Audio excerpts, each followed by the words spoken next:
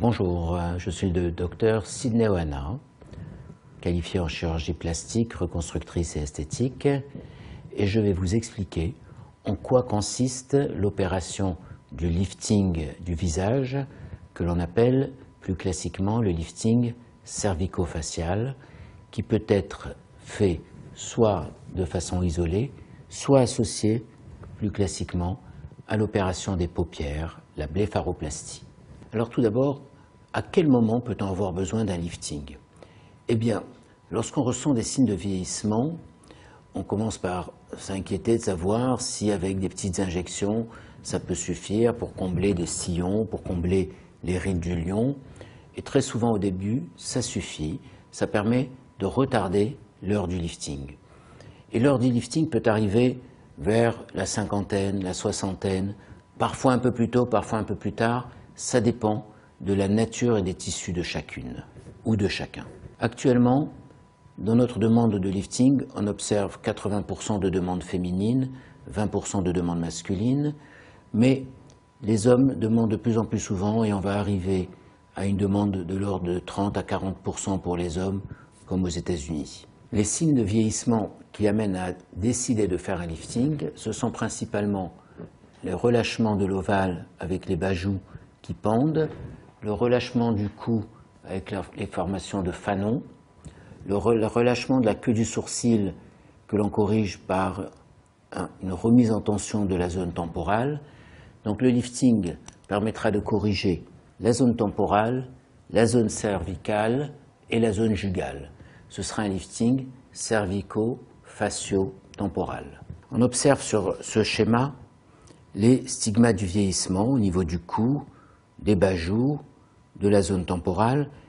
Et le but recherché, c'est de redessiner un angle cervico-mentonnier de jeunesse, un bel ovale et un regard ouvert.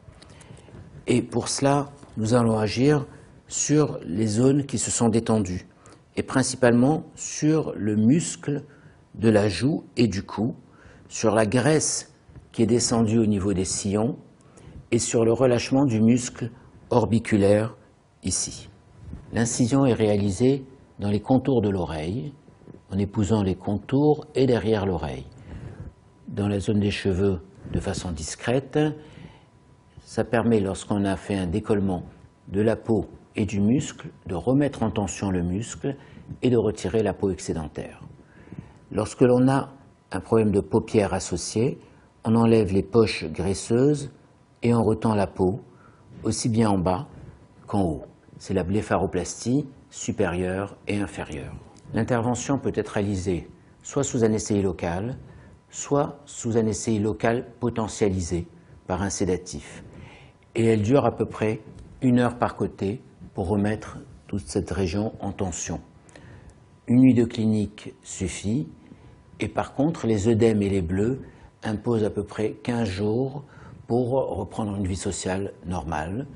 Seuls les 2 premiers jours sont un peu désagréables, cette fameuse sensation d'étau, parce que les muscles sont refixés, et après, progressivement, ces douleurs s'évanouissent, il ne reste plus que la sensibilité qui revient à la normale dans les mois qui suivent. Mais tout cela ne gêne pas la vie courante. À titre d'exemple, voici sur un visage le avant et après, où chaque fois on observe un meilleur dessin de l'angle, de l'ovale et une atténuation du sillon nasogénien.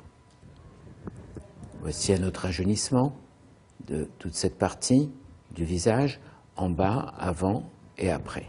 Et pour les paupières, le principe consiste à retirer les poches graisseuses qui s'infiltrent sous le muscle orbiculaire et à retirer l'excédent de peau de façon à obtenir un rajeunissement de la paupière. Donc on fait le dessin préopératoire et on fait l'intervention sous anesthésie locale. Il n'y a pas d'opposition entre la médecine esthétique et la chirurgie esthétique. La médecine esthétique permet de combler les rides, de traiter la peau par les peelings, et cela se fait en complément du lifting. C'est pas l'un ou l'autre.